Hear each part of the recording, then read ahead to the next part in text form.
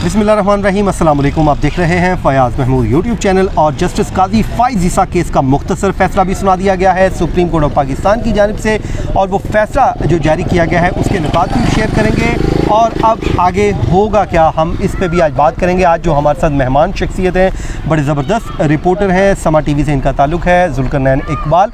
और day first से, यानी कि जब ये सुप्रीम जुडिशल काउंसिल में रेफरेंस गया, वहाँ से लेकर सुप्रीम कोर्ट का जो पहला फ़ैसला आया, फिर नज़रसानी की अपीलें दायर हुई, दरख्वास्तें दायर हुई, और आज उसका फ़ैसला आया, इस तमाम तर इवेंट्स को कवर किया है और बड़ा कीनली ऑब्ज़र्व भी करते रहे हैं। बड़ी अच्छी अंडरस्टैंडिंग है कोर्ट्स की, और आज हम इनसे जानने की कोशिश करेंगे। पहले तो जुल्करनैन, आपका बहुत शुक्रिया।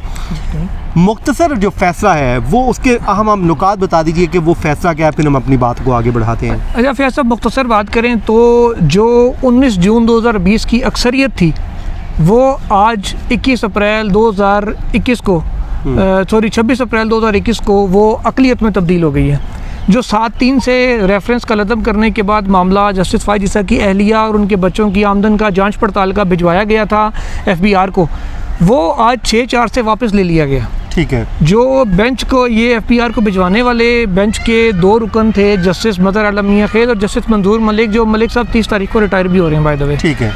तो जाते जाते उन्होंने अपना फ़ैसला तब्दील कर दिया है और वो जस्टिस फ़ाइज़ ईसा के कैंप में चले गए हैं, और इस फैसले के नतीजे में जस्टिस काजी फ़ाइज़ ईसा को क्लीन चिट दे दी गई है। ठीक है। मुकम्मल क्लीन चिट मिल गई है। वो इस तरह से कि जो FBR को मामला भिजवाने का हुक्म था उसको सुप्रीम कोर्ट ने वापस लिया है, यानी कि कलअदम करार दे दिया है, और उसके नतीजे में जो कार्रवाई हुई, यानी कि जो नोटिस FBR ने सरीना ईसा को जारी किए और जो इन्होंने जवाबात दिए, फिर टैक्स कमिश्नर ने, जुल्फ़िकार अहमद ने अपनी असेसमेंट करके रिपोर्ट जो सुप्रीम जुडिशल काउंसिल को देनी थी अदालती हुक्म पर, वो रिपोर्ट भी कलअदम हो गई है। और जो इन्फॉर्मेशन आई है सुप्रीम जुडिशल काउंसिल के पास, सुप्रीम जुडिशल काउंसिल को भी कहा गया कि इस इंफॉर्मेशन को, इस मवाद को जस्टिस फ़ाइज़ ईसा के ख़िलाफ़ ना सुप्रीम जुडिशल काउंसिल ना ही किसी और फोरम पे इस्तेमाल किया जा सकता है। तो यानी कि वो जो एक ऑफशोर कंपनियों का और जस्टिस फ़ाइज़ ईसा के फ़ॉरेन एसेट्स का मामला था, वो अब हमेशा के लिए दब चुका है, और जस्टिस फ़ाइज़ ईसा के ख़िलाफ़ इस बुनियाद पर अब दोबारा कोई भी केस, कोई भी इदारा नहीं बना सकता, चाहे वो वफाकी हुकूमत हो या FBR हो या किसी और इदारे से भी ये मालूमात आएँ। तो इस बुनियाद पर कम अज़ कम अब नहीं हो सकता कि फुल कोर्ट, एक सुप्रीम कोर्ट का 10 रुकनी इसको अब क्वैश कर चुका है, क्योंकि अब अगला फोरम भी नहीं है, रिव्यू पिटीशन पे फैसला आया है। तो ये तो जुल्करनैन ने बड़े आसान अल्फाज में आपको समझा दिया है कि पूरा जो मामला है वो आज दब गया है, ख़त्म हो गया है। अब इस बुनियाद पे कभी कोई उनके ख़िलाफ़ कोई केस नया ना तो किसी कोर्ट में बन सकता है, ना ही नैब को जा सकता है, ना ही सुप्रीम जुडिशल काउंसिल में जा सकता है। ये मामला बज़ाहिर आज ख़त्म हो गया है। तो जुल्करनैन, जो आपने बताया, जो अक्सरियत थी आज अक़लियत में तब्दील हो गई, ये क्यों कर हुआ, कैसे हुआ, ये क्या लगता है आपको, क्या सूरत हाल कैसे बनी? देखिए, बहुत सारी चीज़ें बैकग्राउंड में चल रही होती हैं, और हर बैकग्राउंड की चीज़ यूँ ऑन एयर बताई भी नहीं जा सकती।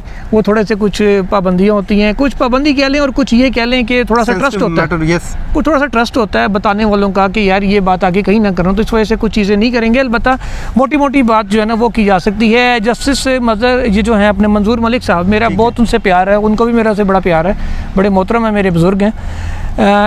वो 30 तारीख को, जैसे मैंने बताया, रिटायर होने जा रहे हैं। अब जब भी कोई जज रिटायर हो रहा होता है, वो देखता है कि उसके क्रेडिट के ऊपर क्या चीज़ है। मिसाल के तौर पे आसिफ सईद खोसा साहब रिटायर हुए, उनके क्रेडिट पे था कि जनाब क्रिमिनल केसेस उन्होंने बहुत सारे निपटाए, 50,000 से ज़्यादा केसेस निपटाए, मुशर्रफ वाला फैसला उनके क्रेडिट पे था, आर्मी चीफ वाला केस उनके क्रेडिट पे था। जस्टिस अहमद सईद रिटायर हुए, पनामा और बहुत सारे केसेस नैब के हवाले से उनके क्रेडिट पे थे। साकिब निसार साहब रिटायर हुए, तो जुडिशल एक्टिविज़म और बहुत सारी चीज़ें, सब जजों ने अपने अपने क्रेडिट पे कोई ना कोई चीज़ ली थी, रखा हुआ है। गुलजार साहब के भी क्रेडिट पे काफ़ी कुछ है। अब मलिक साहब बेचारे बड़े मासूम और शरीफ आदमी हैं, बड़े जॉली किस्म के बंदे, इनके क्रेडिट पे कुछ नहीं था। अब होता ना कि रिटायरमेंट होती है तो हम बतौर जर्नलिस्ट एक पैकेज बनाते हैं कि यार इस जज की ये खिदमात थी, इसने ये बड़े फैसले किए थे। अब काफ़ी दिन से मैं सोचता हूँ मलिक साहब के पल्ले आई कुछ नहीं तो उन्होंने कहा जाते जाते मैं कोई शायद अपने पल्ले पा के जाऊँगा तो वो एक तो वो एलिमेंट था उनका। ठीक है। दूसरा, वो जो मदर आलम मियां खेल साहब हैं, उन्होंने अपनी कोर्ट में बैठे हुए ना, उनके कुछ मामला किसी जगह पर गड़बड़ हुई है, वो इससे फ़ाइज़ ईसा केस में नहीं, इससे पहले। ठीक है। उन्होंने एक जगह बैठे हुए केस के अंदर ना एक इदारे के ख़िलाफ़ बहुत सख्त रिमार्क्स दिए, ठीक ठाक उन्होंने एक इदारे की धुलाई कर दी। तो वो इस चक्कर में थे कि उनके ज़हन में ये था कि यार सामने कोई जर्नलिस्ट भी नहीं बैठा हुआ तो मैं रगड़ जाऊँ। उन्होंने उस इदारे को अच्छा खासा रगड़ दिया। जब उनकी चाहे एक साथी पर नज़र पड़ी तो उनकी आंखें खुली की खुली रहेगी कि यार मैं उड़ जाऊँगा कितने। तो अब उनके लिए बेहतर यही था, आफियत इसी में थी कि वो अपने उस टास्क को वो कंटिन्यू रखें जो एक तरह से पब्लिक डोमेन में आई गया था, वर्ड ऑफ माउथ बन गया था सहाफ़ियों का। एग्जैक्टली। तो उन्होंने उस चीज़ को रखा। बाकी कुछ एक दो चीज़ें थी सब्सिक्वेंटली जो होती रही हैं बीच में।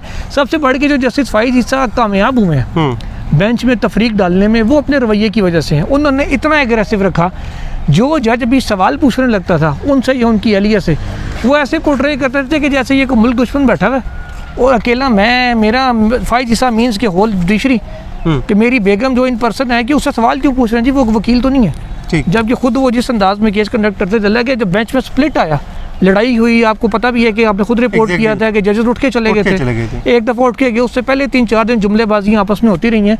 तो जजेस को इस बात का था कि यार जो कुछ भी है ना, अदलिया के ऊपर हर्फ नहीं आना चाहिए कि जजेस तकसीम हो गया, ऐसी हो गया, वैसी हो गया। तो इस किस्म की चीज़ थी।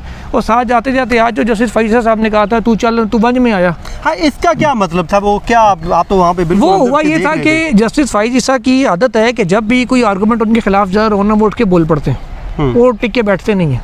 ठीक है।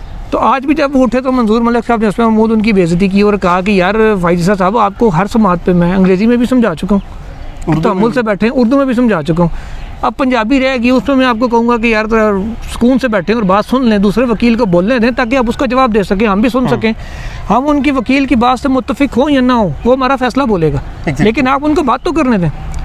ये बात उन्होंने कही। खैर जब समात मुकम्मल हो गई तो फैज़ा साहब जवाब देने के लिए रोस्टम पे आए और उन्होंने कहा कि जी मुझे गिला है मंजूर मलिक साहब से, इन्होंने मुझे पंजाबी में मना करने कहा था लेकिन किया नहीं, चले मैं पंजाबी में बोल देता हूँ, तू वंजते में आया। तो मलिक साहब ने कहा कि यार मेरी तरफ इशारा करके कि यार ये बैठे हुए हैं लोग, ये फिर लिखेंगे, आपने गलत पंजाबी बोली है। हाँ, ये सराइकी गलत, हाँ आपने सराइकी बोल दी है पंजाबी के चक्कर में। ठीक है। तो ये वंज जो है ना उसका लफ्ज़ है। तो ये था वो तू वंज में आया। बेसिकली उनका पॉइंट ये था फैज़ा का कि आज अगर मैं यहाँ से गया, मुझे निकाला गया, तो कल आप लोग यहाँ होंगे।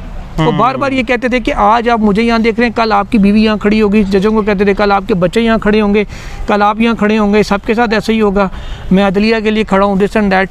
बहरहाल वो जो कुछ भी था, अब क्योंकि कोर्ट उनको क्लीन चिट दे चुकी है, अब हम इसलिए फैसले का हमें एहतराम करना है। बिल्कुल। जुल्करनैन, आमतौर पे हमने देखा है जो स्कोप होता है रिव्यू पिटीशन का बड़ा नैरो सा होता है, जीरो होता है, वो रिकॉर्ड की दुरुस्तगी तो कर दी जाती है, लेकिन इस तरह अपने ही फैसले को कहना कि ऐसी वो गलत फैसला देता थी, क्या भी ऐसा हुआ है? इसमें मैं आपको एग्जांपल देता हूँ जस्टिस फैज़ ईसा के ही लिखे हुए कई फैसलों की।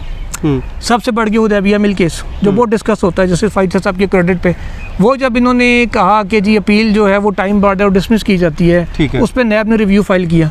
उस पर जस्टिस फैज़ साहब ने खुद ऑर्डर में भी लिखा और वर्बली भी कहा कि रिव्यू का मतलब होता है कि अगर हमने जो फैसला लिखा है उसमें कोई क्लैरिकल गलती है, कि जैसे आपका नाम फयाज महमूद है, आपको वो फयाज खालिद लिख दें, तो वो आप कहेंगे यार वो नाम ही गलत लिखा है, तो वो नाम को ठीक कर देंगे। वो इस किस्म की जो करेक्शन है रिव्यू का खाली इतना सा स्कोप होता है। रिव्यू में फैज़ साहब के भी अपने फैसले हैं, अपने फैसले हैं। रिव्यू में ना री हियरिंग होती है, ना ही वो आप अपना फैसला तब्दील कर सकते हो। खासकर वो फैसले जो इम्प्लीमेंट हो चुके हों उनको तब्दील नहीं किया जा सकता। इस पर सुप्रीम कोर्ट की जजमेंट्स भी मौजूद है, लेकिन आज क्योंकि 10 रुकनी बेंच था, फुल कोर्ट थी, तो फुल कोर्ट पुराने जजमेंटों को ओवरलैप कर सकती है। तो अब एक तरह से जो रिव्यू का स्कोप है ना वो एक्सटेंड हो गया, नया रास्ता खुल गया सबके लिए। अब सभी जो आएंगे और इसका हवाला देंगे कि जनाब इस केस में आपने रिव्यू में पूरे का पूरा फैसला उड़ा दिया जी। ये थे जी जुल्करनैन इकबाल जो आज हमारे साथ अपने व्यूज़ शेयर कर रहे थे इस फैसले को लेके। और जुल्करनैन आपका बहुत शुक्रिया, आपने हमें वक्त दिया। मुझे और जुल्करनैन को दीजिए इजाज़त। अल्लाह हाफिज़।